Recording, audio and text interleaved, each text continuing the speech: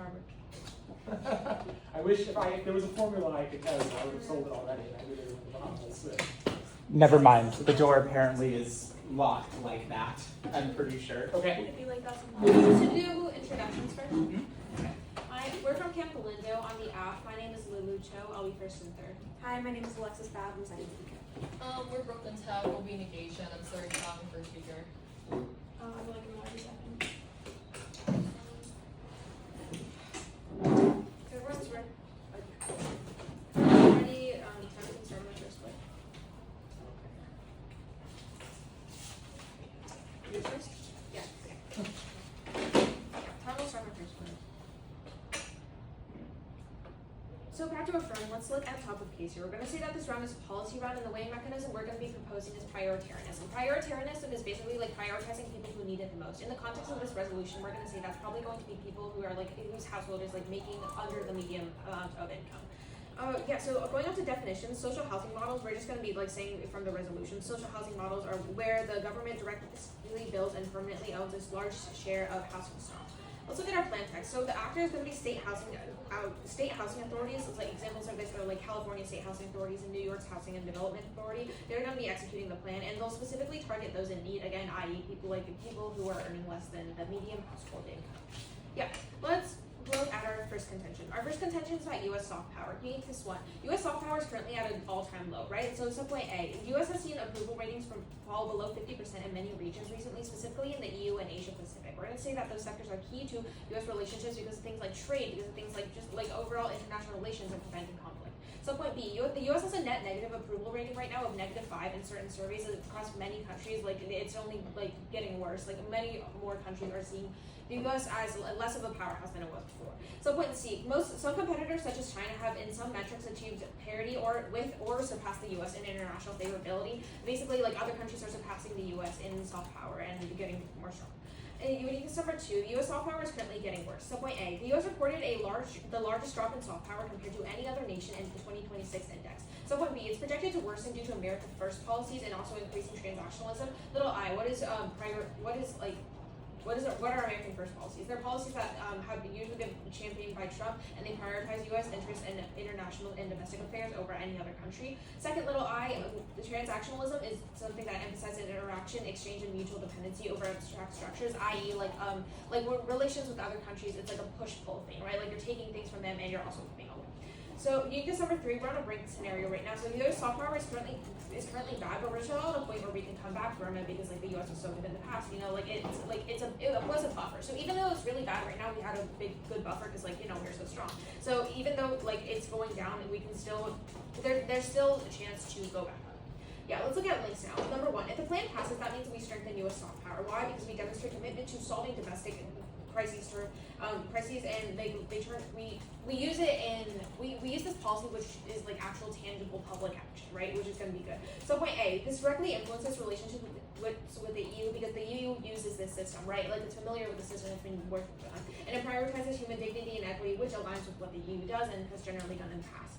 Link number 2, spillover. Other countries are going to follow because the U.S. is like a big policymaker and pretty influential, right? Like even though U.S. soft power is dropping, it's undeniable that the U.S. is still like one of the stronger countries out there. And because they're going to do this and it's going to succeed, other countries are going to be like, wow, we should probably do that too because like they're helping their people and they're growing stronger because they're doing this policy. Internal links. Number 1. Good EU relations is key to getting more trade with the other countries. It's probably going to be pretty intuitive just because, like, hey, if another country links us more, then they're probably going to trade with us more, right? And internal link number 2, trade is going to be key to a good economy. Let's look at impacts. Number 1, good economy. So point A, a good economy is going to be key because it's more trade means that there's going to be more jobs, right? Because like you're going to be getting more resources. Yeah. Sorry, how much is this plan going to cost? Do you know like a ballpark estimate? Like I don't know. Yeah, it's gonna. We're using the actor that we're doing is like state to state governments, right? So we're gonna say probably in each state it like depends on the population.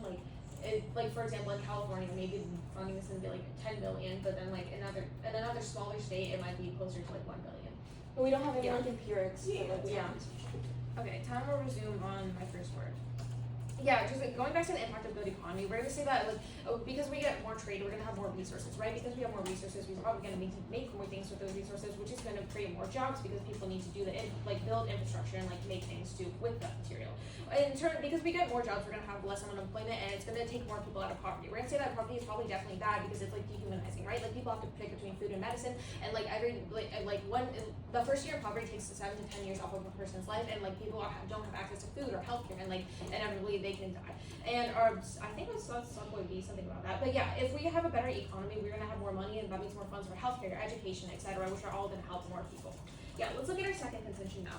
So the tagline for this is socioeconomic racial justice. Our first uniqueness is that racial injustice is currently really high right now. So point A, up to 95% of Americans believe that Black people face a disproportionate degree of discrimination in their race. Little I, Black Americans are 7.5 times more likely to be convicted of murder than white Americans. Little I number 2, there have been hundreds of brutal, unlawful killings on the streets by police officers. And subpoint B of first uniqueness is that there are extreme disparities between ownership of household access to race lines, with 75% of white households owning their houses compared to 45% of Black households. And it's uniqueness number 2 is that this is only going to stay higher, right? Like nothing is actually going to help like bring us down. So point A, this is a prolonged systemic issue that arose out of cyclic poverty stretching back hundreds and hundreds of years ago to the emancipation of slaves, combined with racist redlining policies and general discrimination. The reason people of color cannot access housing right now is because of structural integrated issues in our society. It's not going to solve for itself if we don't do anything about it. Look at links. Number 1, plain passes. A, the USFG will own and redistribute the housing. The government isn't bound to like free market capitalist ideology as real estate because businesses are, which means that like prices aren't going to necessarily be extremely high and are also able to flex depending on the situation of the buyer. This is good for a few reasons. Little I, in the status quo, Black applicants are continuously denied mortgages, which makes it infinitely harder for them to buy a house, right? Like the ass solves for this by creating a program that redistributes houses to people most in need. Little I number 2, this breaks up traditional redlining and de facto racial segregation because these houses that people are provided with are not necessarily in the like less well-off areas, and they would typically be able to afford. This increases racial integration. Link number 2, spillover. U.S. model, again, this cross apply what I tell you in the first contention about how the U.S. is like a model policymaker. Like other countries are probably going to follow in our actions if we are doing this thing. International links. Number 1, access to housing is key to socioeconomic justice because in some way, A, housing provides a mechanism for oppressed Americans to break out of cyclic poverty through resilience in an area that has improved opportunity for children and reduced costs, which leaves families with the ability to save or spend elsewhere. This generally just means like those who are most in need pay less, and therefore equally well off because historical disparities are actively combated. Let's look at impacts. Impact number 1, stopping cyclic poverty. Can I supply what I tell you about how poverty is bad? We're going to say that we do have solvency here because like we're going to be specifically specifically focusing on those most in need, right? So like it's not going to be like, oh, we're just helping the rich people get more rich, right? Like we're actually helping we're helping the people who are in poverty and giving them direct attention to help them get out of it. And number 2, we're going to say second impact. Yeah. Sorry. Are you buying housing stock from people who already own homes or housing stock from off the market? They're building the houses. It's in the resolution. Oh, but isn't the resolution also include that you're also like buying houses or No, it says they build and own a large share of the housing stock, and so they would build these houses and then they would live in them and then like rent them. Time resume on my first word. Yeah, so so racial justice is probably gonna be a pretty big impact because the US has done these people wrong for so many years, right? Like millions of people have died in poverty because they weren't able to access food or healthcare because they were stripped of their rights and autonomy because of racism. So by giving back to these people, it's gonna be obviously not breaking even, but it's gonna be better to do something for these people rather than nothing and give back to the community. For all these reasons, I've never been prouder to affirm. Thank you.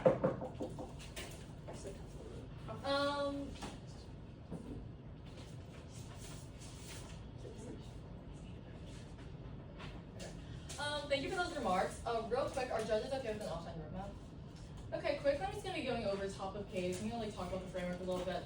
I'll provide a quick counter plan. We have 2 contentions on the negation, and that'll do rebuttals in the 10 minute blocks. Before you start, are you okay with an audible timer and verbal POIs? Audible timer? Verbal POIs, it's fine. I'm just gonna have a stopwatch. I prefer a stopwatch if that's okay. Sure. If I do go over time, let me know. Oh, also, could we get the text of your counter plan when you say? Yeah, just pass it over. I mean, right. Just rip a piece of paper and write text. Wait. sure. See? I mean, it's not exactly You got it. Should I wait to start the speech until she finished writing? Yeah, sure, that's fine. Okay. Just pass it when she says it. Yeah. It's fine. Wow, you paid for a very long time.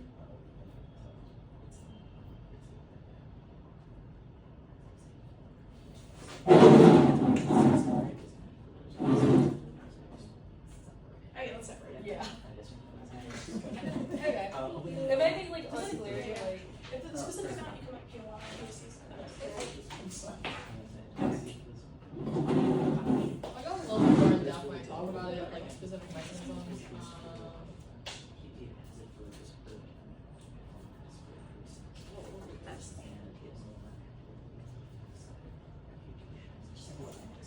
Is everyone ready? Yeah. Okay, fantastic. I'll start my 8 minutes in 3, 2, 1. Beginning the resolution, I don't need to restate it, let's get into it. First on the framework, they provide the framework of prioritarianism, which is basically just the idea that we should help the people who are most in need. We think specifically want to narrow this down to specifically the housing crisis. We think both sides of the house are talking about people who are in poverty and who are unable to actually access housing and like need housing in order to survive. We think like specifically talking about the housing crisis within the US is just like the most like fair framework, and also it's just like really topical to what this is. Prioritarianism can mean a bunch of different things regarding like who you think is the most in need, and like it can mean different things to different people. Like a different group may think that a certain like subset of their population is the most in need, and like that's different for other actors. We think that just having it be housing crisis in the US is just really clear. Okay. With that out of the way, let's quickly introduce the counter plan. So our actors are going to be just like the US federal government's time frame as soon as possible. We're going to be providing financial incentives within the private sector in order to increase the amount of affordable housing access, and also including regulation to like prevent housing monopolies, so things like BlackRock. This is going to look like things like tax abates for private housing developers, but also include expanding like programs that already exist, like housing vouchers that like are, yes. How is your counterplan mutually exclusive? Oh, sorry. I meant to write decreasing regulations for like zoning, increasing regulations for BlackRock. I didn't know that last part. Oh, okay. Yeah, so there's that. Also, we think that like this is going to be kind of non-unique because by increasing incentive in the private sector, you can't have like that much money. The federal government doesn't have that much money that they can spend on both building a bunch of housing and also giving out housing vouchers. We only do one of those things in the status quo, and that's already like pretty expensive. We think if we're trying to do both, the government just like run out of money, so that's not gonna happen. Okay, with that out of the way, let's go into some contentions. First contention on this like political things, subpoint 1 is on cost. We think that the AF plan is just going to cost a lot of money, right? Like they're telling you that they're going to be building a bunch of housing so that the state governments own a large share of housing stock. Now, what does this actually mean? It means that you're building like big apartment buildings. You're building large like buildings throughout the state in pretty much every single state. And according to where am I looking at? The National Multifamily Housing Council, like these buildings can cost like upwards of millions of dollars to just like build one, and they take a really long time to actually build. So even if they wanted to say like, oh, you can like rent them out later, you're still going to be having a large sunk cost in order to actually build any housing, and you can't see any impact of that housing to help people because the housing isn't built yet. So the government is taking tons and tons of taxpayer money into building a bunch of housing like across the state. We think that this is like really bad because it can lead to like two impacts. Either the government spends really big and they're like using a bunch of taxpayer money, and they then get lobbied, and then that they have to like reverse the policy. We think that this is like true in numerous instances. We can look at health insurance, we can look at like the IRS. The government is really susceptible to being lobbied, and especially when they're spending so much money, they're getting so much backlash from the private sector and from just like rich people in the like across the country. It's not really gonna last. They're likely to just not spend that much money on it, leading to like very minimal actual building, or they don't spend that much money initially, and the quality of any housing that they build in order to create like this large share of housing stock actually plummets. We can look to like public housing that already exists in the status quo. I know in New York, NYCHA, which is the housing authority in New York, is known for having pretty messed up quality in their public housing because they're like kind of underfunded at the moment. It could get better if they get more funding, but I think we can see it's pretty intuitive that if we were to build more and more of those without actually increasing the amount of money that they're actually getting in the SQO, it's just going to be even worse. So we see things like black mold building in those houses, less access to utilities, and like this is just really bad for the people there. Like the quality of life is like really not good for people living in public housing at the moment. Why? Yes. Would having a lower quality house be better than having no house? We think that that is true, but also they're not going to have any house until like numerous years down the line. And when they do get a house, it's going to be like really bad. So we think that the impacts of that are still like negligible. Okay, so anyway, point of this sub-contention, the housing is going to be either really bad, it's likely to be reversed, and it's likely to not have that much housing, especially in the short term. Second subpoint of this is that the government is already in debt. We're talking about the US government here, and state governments in particular are not known for being particularly well funded. Again, look to NYCHA, New York Council of Housing Authority, like they are already ridiculously underfunded. And again, you can flow through all the warranting said above. If we were to like continue doing this, we're just going to see that the U.S. government like spirals into debt, and we think that this leads to like funding being taken out of things like welfare that already help the poor. Was something said? Okay, yeah. So we think that like if we were to go with the AF plan, it's just going to lead to like decreasing other necessary things like education or like healthcare.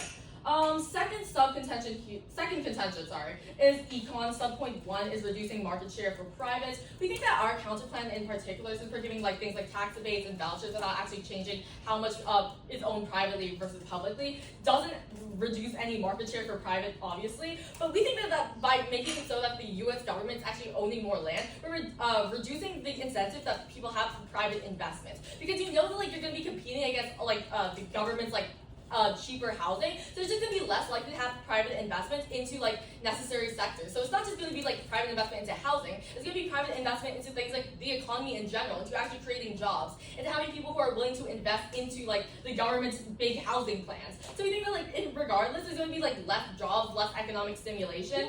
No, I can't take that, sorry.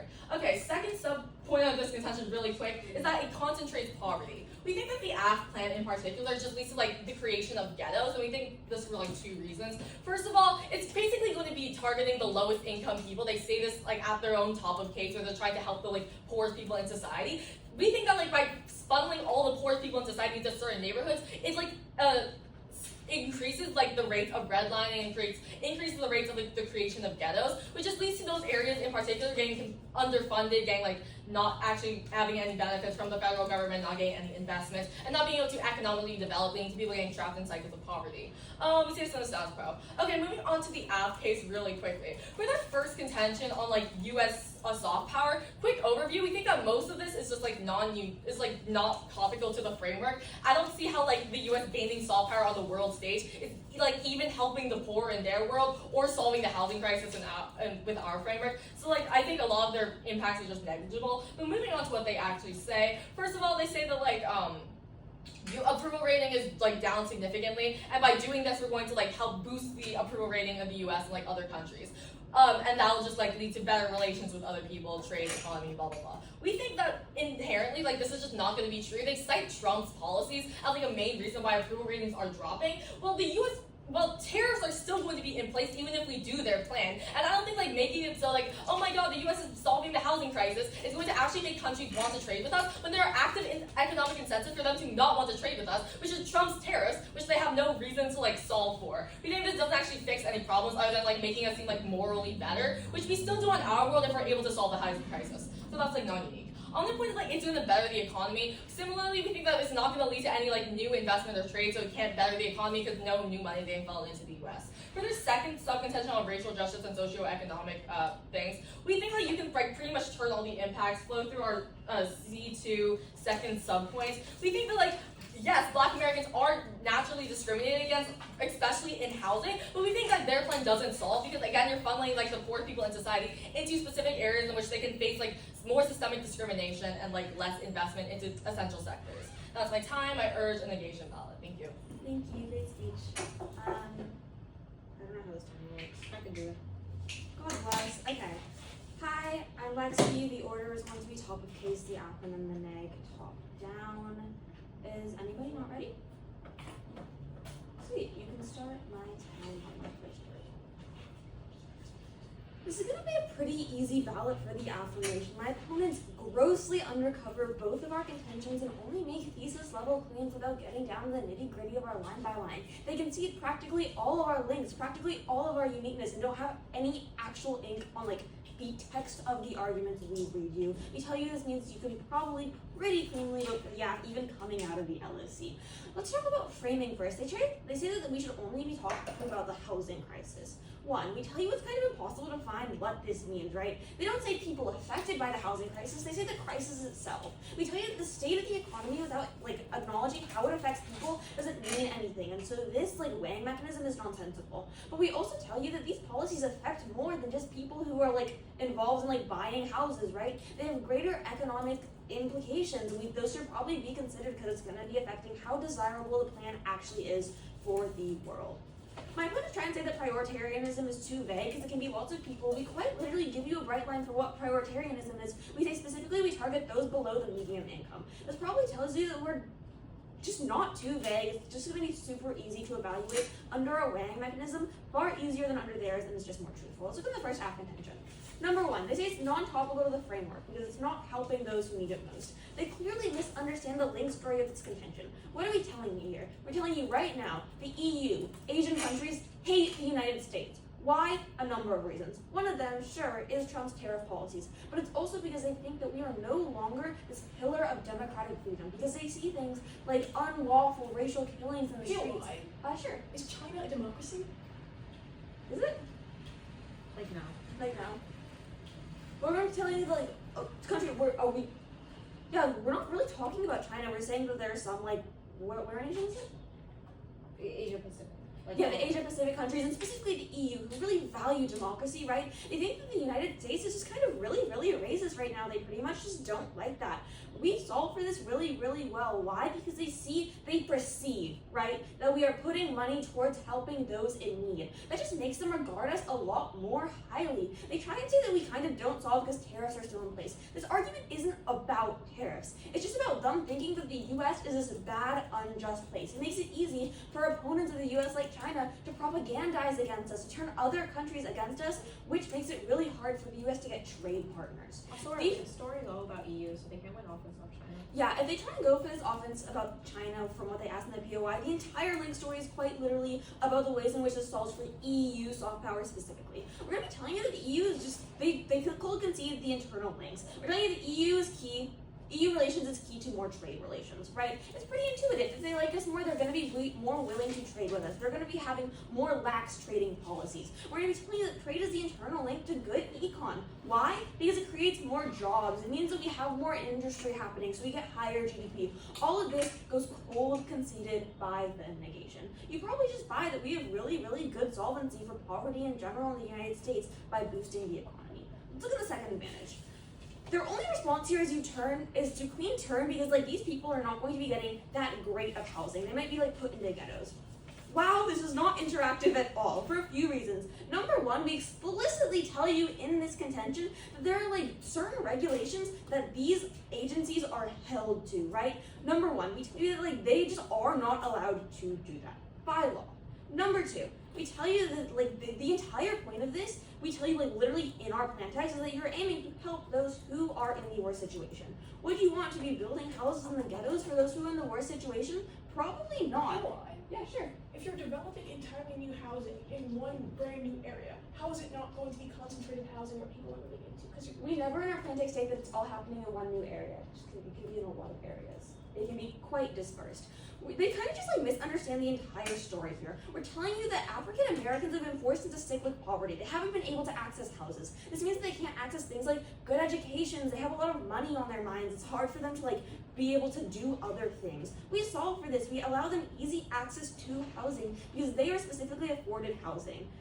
Having houses, we tell you in the status quo, they tend to have houses who are already in a worse off state, right? And so even if they come up here and try and say we're providing them bad houses, that is non-unique, but we are still providing them cheaper houses. They have more money to break out of the cycle of cyclic poverty. We also tell you this creates a perceptual shift, right? State governments tend to look up to the policy of the federal government, and they see that the federal government is taking action to help people of color who are in need. They will replicate those same actions and pass.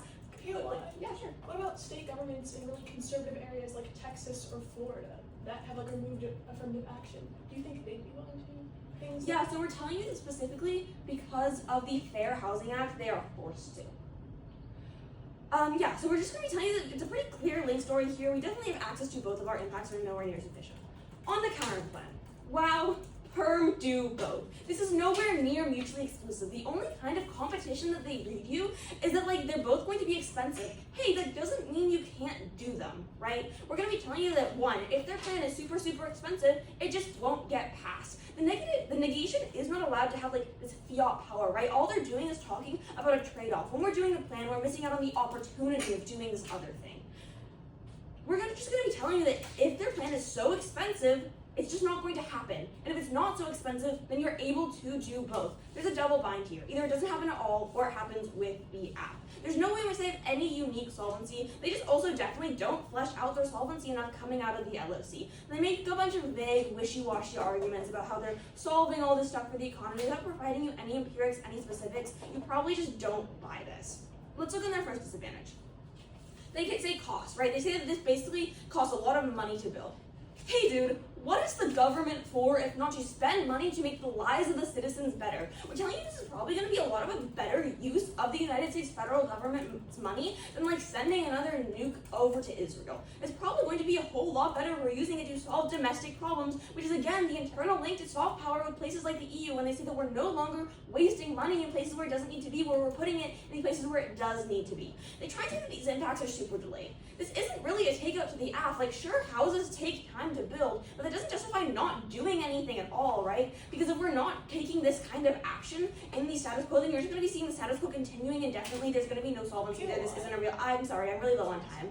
So this isn't really going to be a great argument. I also say that these programs are underfunded. Hey dude, the plan pretty implicitly funds them, right? If we're like going to be having them like buy, like build like a large share of the housing, they're probably going to be getting more money by through the passing of the plan. We definitely just solved for this. Respond to the backlash. They're gonna say like. Okay, they say that this policy is getting reversed because backlash. This is completely ridiculous. Hey, people tend to love social policies, right? You saw that when things like welfare was passed, people did not want it to be repealed. People really, really love those policies because they help them in ways that are tangible. And so this makes people believe in their government more, like their government more, and it specifically will not be reversed. On their ego contention, so they basically say that number one, they kind of are saying that we're reducing market share, we're hurting the economy. We're telling you the status quo is really, really bad. Hey, the American economy is doing pretty terrible right now. So the only place where you can vote with a risk of solvency is the app, because we have a way to make the economy better. If you're making the economy continuously worse, you're not creating this new kind of cyclic poverty that the affirmation is solving for all those reasons I've never been proud of doing. Thank you. I'm not getting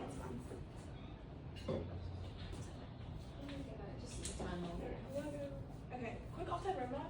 I'm gonna go their case. I'm sorry, I'm gonna go top of case. I'm gonna really flesh out our can open so you understand what's going on. I'm gonna go their case, then our case, and just set time real quick.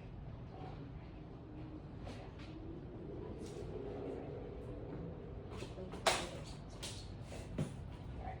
My time begins in 3, 2, 1. Okay, our kind of plan, as we stated before, I'll restate it again. As soon as possible, we are going to be giving financial incentives like tax rates to the private sector, and we're trying to increase regulation on corporations like Blackstone that buy up all of the private housing market, but also B, we're going to be decreasing zoning regulations and really high construction regulations. And I'll explain why this is good.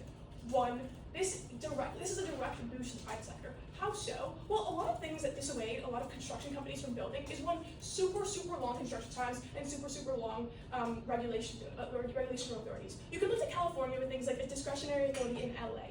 The amount of time they have to wait increases costs for construction projects from 11 to 16%. All of these wait times, all of these regulations, all still exist on their side. And they have to meet every single one of them. If you're building more houses in California that has the 20% of the homeless population in the entire country, you are going to have to go through discretionary authority. Discretionary authority is incredibly slow. It takes years in order to pass discretionary authority. These are all processes that you cannot circumvent as a government. Okay, secondarily, there's going to be more competition. We see right now, there's not that much competition. Why? Because one, Blackstone owns a lot of the private market, they own millions of homes right now. And we also see that construction companies are reeling. They don't have enough money, they don't have enough incentive. And when you give them tax breaks, when you give them direct monetary incentive, they're going to be building a lot more houses, and especially with the less regulations. We think this is good, one, because it leads to more supply. Simple supply and demand. When you build more supply and you keep the demand the same, housing must go down. And with more increased competition between lower end companies and higher end construction companies, you are going to be making these companies have to increase the quality of their houses while decreasing the profit. This means our housing is almost guaranteed to be better on our side of the house. And so we don't have to call it non-unique when it comes to housing because we can directly increase our housing quality.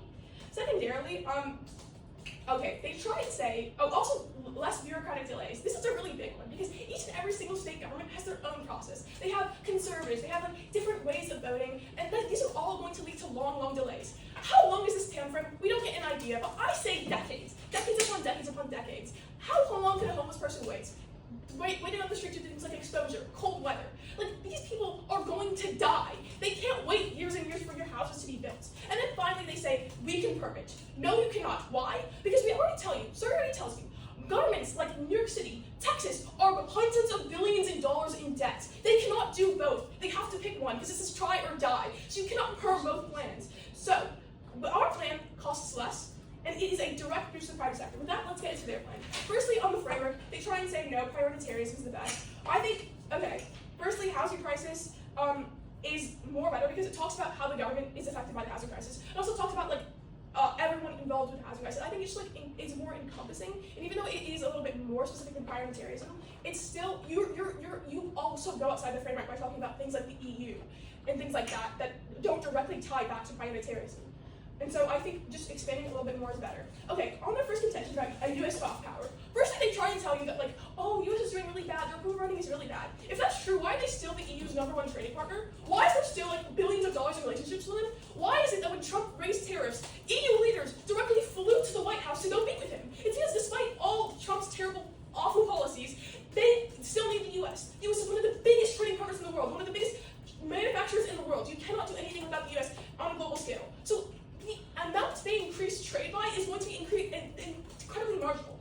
Secondly, they try to bring up like China as like soft power. And like, oh, we look bad because we're not democratic. How does this make you look more democratic? If anything, it makes you look more socialist. Why? Because you're buying up all the private stock in the government. No, thank you. And this just makes you look more like China and anything else because that's what they do. They buy all the private stock in the government, they ignore complaints, and then, don't get me wrong, the amount of backlash that you're going to get from conservatives, the amount of backlash you're going to get from the average Joe who's like, why did you raise my taxes? Because they're not talking about how much it's going to raise the taxes on these governments, these state governments that have hundreds of billions of dollars of debt. They're not discussing or interacting with that at all. So no, I don't think the EU marginal increase in trade is going to offset any of this price on the average person, the average poor person who's going to have to deal with having tax increase and have to pick between rents or feeding their children. Okay. Secondarily, they say like, oh, once we increase trade, this will then like indirectly increase jobs. Well, it will not directly increase jobs, because that's what we're doing. We give direct financial incentives to construction companies, they start hiring more contractors, they start hiring more construction workers. This is a direct increase. Why not just give the money straight to the pockets of people who already need it? People working construction jobs are below the median income. They are the ones that need it, so let's give the money right to them. Why are we like launching it across the world? Like, let's fix this. Okay. On their second contention about socioeconomics, right? They try and tell you that like, oh, like this is not like we're not going to increase ghettos because it's just not part of our plan. Sort of circular logic, right? We can look at past precedents of like major funding bills. Look at like the coalition of FDR. This was an amazing project that built tons of housing, that made housing more affordable, that created public housing, but it still inadvertently created racial red lines. And so even if we do have the Federal Housing Policy Act, there is still a great amount of discretionary authority each state government can have. Each state government gets to decide, oh, like who apply. No, thank you. Each state government gets to decide who is fit to apply for this level of public housing. Each state government gets to decide what is the bar on adequacy. And do you think states like Texas, states like Florida, who already like affirmatively against giving great great welfare to their constituents, especially their poor people of color constituents, do you think they care about doing that? I do not. Also, I missed this one point, going back to the first contention. By the way, talking about how like the U.S. has like a lot of racial problems and that makes them look bad. Look to Germany's AfD party. Look to EU's like anti-immigration policy. Look to the reform group that like is anti-slave, like is talking about like how slavery was like not that bad. We don't need to pay reparations for slavery. There are so much racial problems in all westernized countries. It's basically like everywhere. Okay. Secondly, let's go on to our case. Okay. On our first contention, you say that like okay, state governments decide. You try and say that like, oh, tax burdens. I'm gonna thank you. I only have 2 minutes left. Okay. Firstly, you talk about like, oh, we'd rather be allocating our money to giving housing to people because like people love housing. The morale boost is going to be insane. This doesn't interact with their claim at all. This very heavy corporative lobbyist groups that will lobby the government. We've seen this with like the Costa Hawkins Act in California, where corporate groups actively lobby the government in order to like get rid of rent control. This happened before. There's a precedent for this in the past. And when you think these countries with these states with major amounts of debt are not going to let these corporations residing in these states are not going to let this slide by. They're going to go against it, especially when it directly damages them. They literally can see to about reduced market share. Do you think they're going to like let this sit idly by where their companies crash and fall? They won't let this happen. Okay. Secondarily, you're not interacting with the fact of debt. Debt is going to be worse than it happen to a state. Already so many states, like New York, California, and Texas, are hundreds of billions of dollars in debt. What happens when you increase the debt? You must do two things. Either reallocate taxes, which means directly stripping social welfare away from the people that already need it, into really, really long-term housing projects that, again, are going to take way too long. If you look at the time frame, we completely beat them. And people die in that time frame. People die in these decades that you're waiting to build housing. We reduce regulations, we quicken this time frame, we have higher solvency here. Secondarily, you say that like the plan. What did you say here? Okay. Secondarily, plan does fund them, but not enough because you're still cutting welfare. More money comes from like nowhere. Also, you say that people love socialism. That's not really interactive with like most of. Sorry, you say people love social policies. I mean, that maybe in New York, maybe in California, but again, look at states like Texas with people like Robert DeSantis who are actively against giving housing credits to people. These countries, these states will not let you sit idly by and let this happen. They are going to either make these houses really dilapidated and lesser quality. Okay. Okay, thank you. Off-time roadmap. I'll go through like the layers of the round. I'll just like have some voters. That should be it. 4-minute speech. I'll start my time on 3, 2, 1. Even if you somehow buy that you confirm the plan, you're still going to be voting negation on the basis that the plan is bad, it doesn't work, or that the negation plan, if you don't buy the perm, is better. First on the layer that like their plan is just like innately harmful, to helping like poor people. We think like. First of all, you can look to like race relations. They drop pretty much everything on discretionary authority and how this like actually leads into the creation of ghettos. They basically just say like, okay, we'd rather give them a house than not give them a house. Like there's still laws that exist. But there were laws that existed and that still led to like the practices of redlining. There still exists discretionary authority that will allow them to like, again, like discriminate in certain ways, and that there's no laws that say like you can't just create a bunch of housing in certain areas. And they likely will just like continue to do that because historically we see that that's how ghettos form. When the government creates like public housing and things of that nature, that's where generally ghettos form, and then people like are unable to like access like things like better infrastructure because they just get less funding because that's just like. Yeah, this just leads to like the dehumanization of, again, these racialized groups of like the poorest people in society. And this is just like really bad. It leads to a worse quality of life. It just makes it so that they're less able to get a better job and keeps them trapped in cycles of poverty. And it's so funny like they are somehow able to get a house even like 10 years down the line. They're still going to be stuck in poverty and unable to actually do anything about that poverty because they're not able to actually have any economic mobility when they are stuck in a ghetto. This is just like infinitely worse than having more private sector like housing, because in our world you're still able to actually move up because they're actually able to access areas that are not within the ghetto. Okay, next on like the point of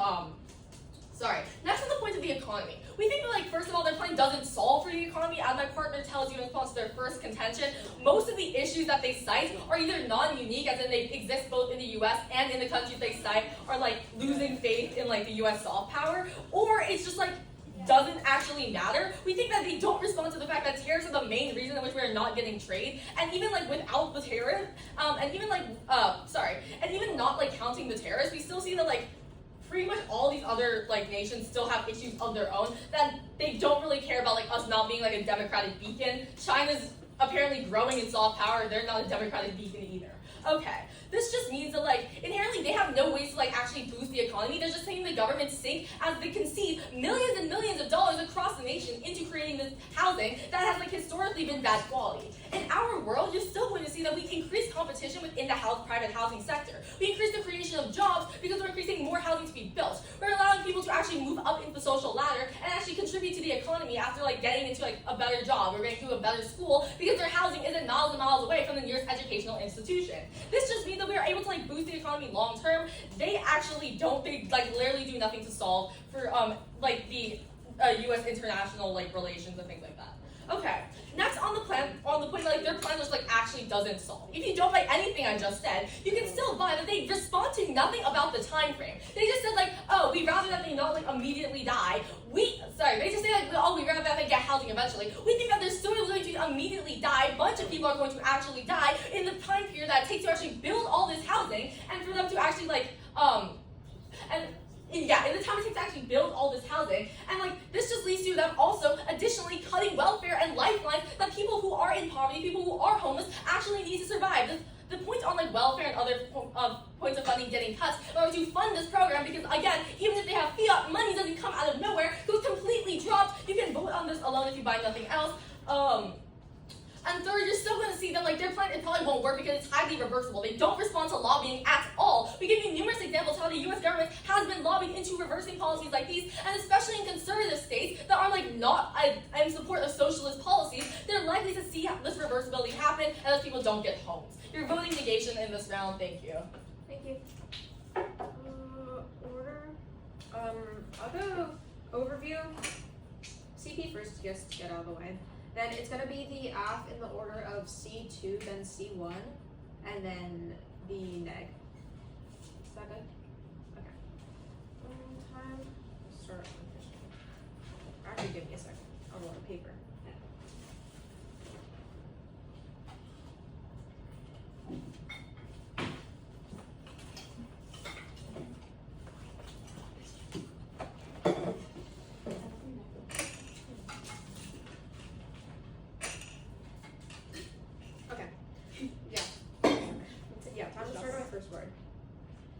It doesn't matter how good they say their counter plan is. Sure, it might be awesome, but the point is it's not mutually exclusive. Like, I don't think they don't understand what that means at its core, right? Like, we're gonna say the counter plan is just non-solvent. Text over sphere. Financial incentives to private sectors and lowering regulations, increasing zoning laws. This literally, like, it doesn't mean anything, right? It's not specific to housing in any way. It's not even a policy. This is a term we'll take out to their solvency because this is literally just word soup.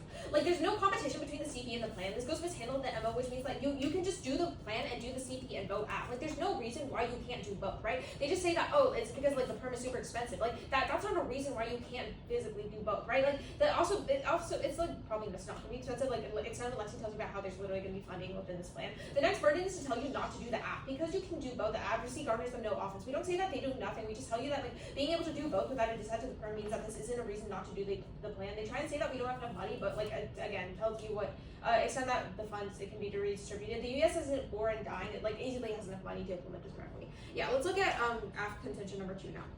So, we're pretty clean in where we're winning is extend our spillover link that we solve for racial discrimination on a larger scale. Like this, extend how the U.S. is a model policymaker and has like a lot of influence, right? Like if the U.S. passes this policy, then other countries are probably going to do it. Their response to on this contention was like, oh, racial disparities everywhere. That doesn't mean it's okay, right? Like we're obviously solving it for on a bigger scale, the one that they're talking about. They talk about how like look at historical examples. Each state government is different, and they're not going to want to like pass these policies based on like their own personal beliefs. But extend what Lexi tells you about like the Housing Policy Act, where they're literally like definitively required by law to do these houses, to give people these houses. They talk about how like our plan only solves to like funneling people to ghettos. So we explicitly tell you that these certain regulations make agencies held to a standard where like they're not going to be funneling into ghettos. There's no way where in our plan text where we say like, oh, we're going to pick this one area and make all the houses there and put everyone like in poverty there, right? Like it can easily be distributed. We tell you that prioritarianism wouldn't mean putting all these people in ghettos, right? We obviously want to do more good for these people who are suffering. And like also we tell you that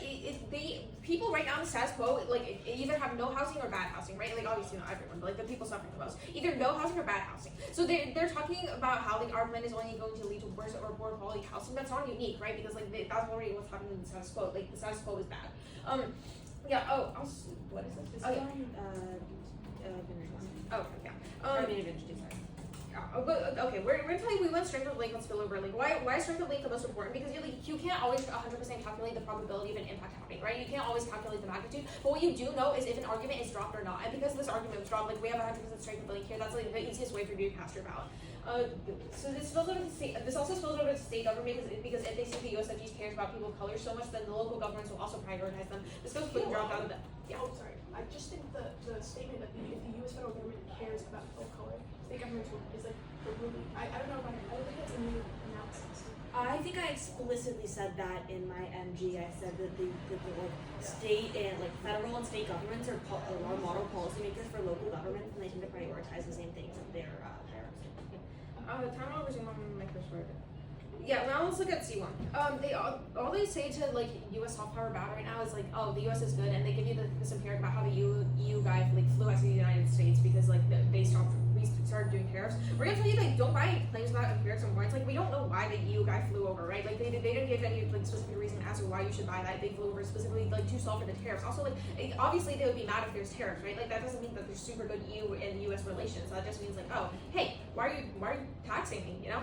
Like also, they say that they garner more jobs in their world because they directly increase jobs. No, you don't, because the net doesn't get fiat power and the CP is permeable, so they don't get any offense on that. And yeah, extend what we tell you about how good EU relations is key to getting more trade, which is going to be key to bettering the economy, which is going to be key to helping people most in need and empowering. Yeah. Anything else on that? Yeah. Okay. Let's look at the neg. On their contention number one, again, they're just talking about cost. Like the government is literally again supposed to use their money to help people, right? Like someone Lexi tells you about how there's literally going to be funding for this plan. There's no world where the U.S. is like too poor that they can't be passing this policy. That's just like it just like check that. They talk about how there's gonna be no impacts because housing takes so long. Number one, sure the housing takes time, but like that doesn't justify doing nothing to solve. They're gonna be like, oh, we do solve because we have a CP. The CP is permanent. And number two, like even like if we have more funding and like more people like focused on implementing these houses and these policies, obviously like the time for building these houses is going to speed up, right? And also they talk about how there's good, yeah. I think the thing about like it being really sped up, I think that's a good point. I think it was conceded that there would be a slow time frame, but it would ultimately work. And then this, I think this. Yeah, maybe. I think there's an argument that I'm like just parametricizing off of Lexi's claim that like, oh, because there's more funding, it's going to be like more efficient. But yeah, whatever. Okay, time will resume on my first word. Yeah, they talk about how there's going to get backlash and like the policy is going to like reverse itself because no one's going to like you. Again, it's not what Lexi tells you about how people love social policies. They misinterpret this argument. People like bipartisanly don't want social policies to be reversed, right? Like voters are prior to any sort of lobbying that we tell you. We were pretty reticent on that part. Yeah. On contention number two. This is terminal defense. Oh yeah. Also, this terminal defense, like you can't vote on any of that. Like it's just them saying like why our plan isn't the best. They don't garner any offense off of that.